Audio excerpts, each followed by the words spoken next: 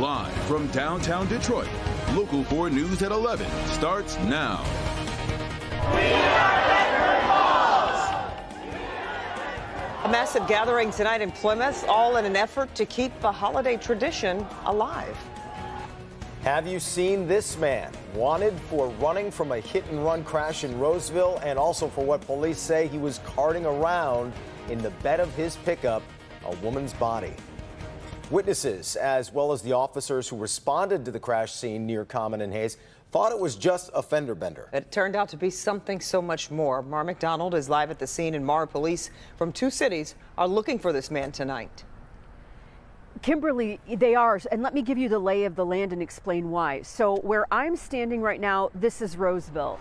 Look across Hayes, that is Warren, and then take a look at where the accident actually happened, really right in the intersection between the 2 cities.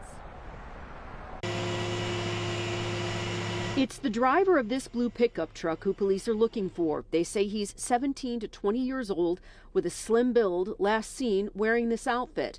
People who were here in the immediate aftermath of the wreck say it looked as though he clipped a semi-truck trying to turn and spun out. They saw him right before he took off on foot. We knew he was young because I was stopped at a red light, and I'm literally 4 feet from his driver's door. And then he opens the driver door, and I'm just sitting there looking at him. Moments later, he ran as police pulled up thinking it was your everyday hit and run until they checked the pickup truck for information. When they opened up the bed of the pickup truck, they found a deceased person in the bed of the truck. Police say it's the body of a 62-year-old woman from Roseville. They describe her cause of death as suspicious. An autopsy is pending. Warren City Councilman Gary Watts, who lives in the immediate area and heard the commotion, came to see if he could help. You could tell it was intense. I know they had numerous K-9 officers in the neighborhood that were doing tracks, and they came up negative, but they tried. Back here live, they are still looking for this guy tonight. If you have any idea where he is, I know Roseville PD would like to hear from you. We are live in Roseville tonight. I'm Mara McDonald, Local 4. Okay, Mara, thanks. Jason. Hundreds of people gathering tonight in downtown Plymouth, rallying to support the historic Penn Theater. The crowd hoping to convince Paramount to allow the theater to hold a screening of It's a Wonderful Life, something the theater has been doing every holiday season for the past 15 years. Our Pamela Osborne there tonight live. And Pam, clearly this means a lot to that community.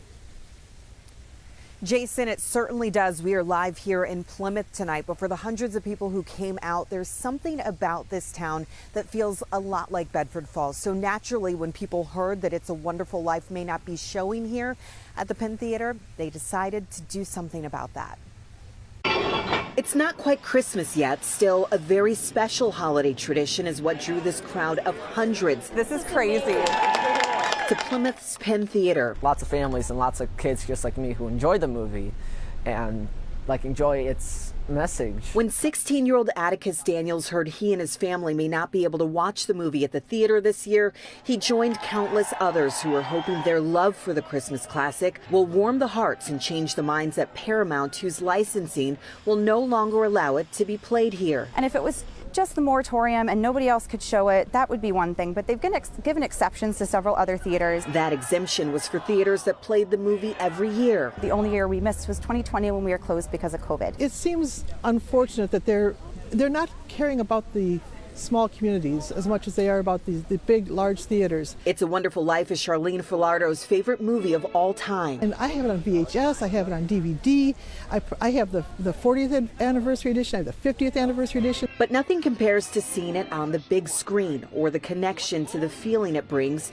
a connection passed down to her own son, who in 2015 proposed to his wife under that marquee during the holiday showings. And it would just be a huge loss if we couldn't show it.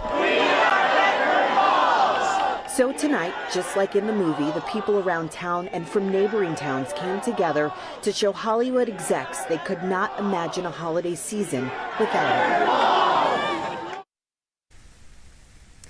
And we did reach out to Paramount earlier in the day. We still have not heard back yet, but I got to tell you, a lot of people leaving here tonight were saying they're crossing their fingers tonight, hoping that this works. Reporting live in Plymouth, I'm Pamela Osborne, Local 4. Yeah, I suspect Mr. Potter's involved in this somehow, but hopefully they figure this out. Pam, we appreciate it.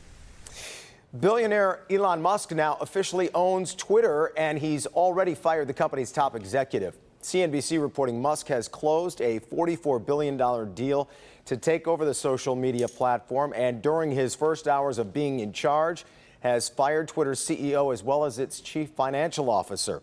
Musk has vowed to make major changes as owner, with one report claiming Musk plans to lay off as much as 75% of Twitter's staff.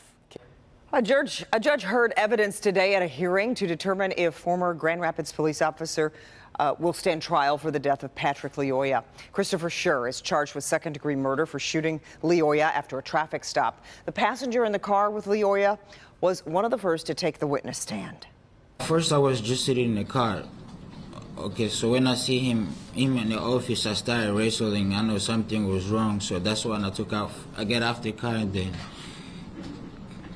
took my phone, and then started recording. Lyoya was on the ground when he was shot in the back of the head following a scuffle. This happened back in April. A witness testified that Schur always had the upper hand in the struggle. Patrick was always in the motion of getting away like a runaway slave. The execution style is what changed it for him. Schur's lawyers insist he acted in self-defense. No word yet on when we might get a decision. The parents of the Oxford High School shooter are expected back in court tomorrow. Jennifer and James Crumbly are charged with involuntary manslaughter after their son shot and killed 4 students at Oxford High last year. It'll be the first time the two are in court since Ethan Crumbly pleaded guilty to all of the charges against him. The trial for Jennifer and James Crumbly was supposed to start this week, but it was pushed back to January. We are learning tonight the woman killed earlier this week in an accident involving a forklift was a mother of 2 young children. 25-year-old Dazaya Kelly died early Monday morning when the forklift she was driving fell on top of her. Happened at Metalsa, an auto supplier near 17 Mile and Van Dyke in Sterling Heights. Police say there are no signs of foul play, calling what happened a tragic accident. The trial for the man accused of killing Danielle Stislicki nearly 6 years ago will not be happening this year. Floyd Galloway is charged with first-degree murder in the death of Stislicki, who disappeared in December of 2016 after leaving the Southfield office where she worked. Her body has never been found. Galloway was set to go to trial next month, but that has now been pushed back to March 28th. A Macomb County judge says no incinerator for Warren. The city administration had tried and failed to secure grant money from Eagle to build a new incinerator with the capacity to burn PFAS, and then sued Eagle to try and get it. Tonight, a Macomb County Circuit judge has ruled against Warren. It's unclear if the Fouts administration will take that case to the Court of Appeals. A Court of Appeals ruling goes against former President Donald Trump, clearing the way for the IRS to turn over his tax returns to the House committee that first tried to access his financial documents 3 years ago. The ruling means the committee could get the tax returns in 1 week. However, Trump could still appeal to the Supreme Court, something his lawyers have indicated that he will do. Well, there are more freeway closures to navigate this weekend, this time impacting drivers in Oakland County. You don't say. Westbound I-696 will be closed from Telegraph to I-275. Crews will be working on the pavement there ahead of a bigger project that starts next spring. It's closing tomorrow night and should reopen Monday morning before rush hour. Then over on I-96, crews will be working on the new Flex route. There will be different closures in the eastbound lanes at Kensington Road, Beck Road, and Novi Road.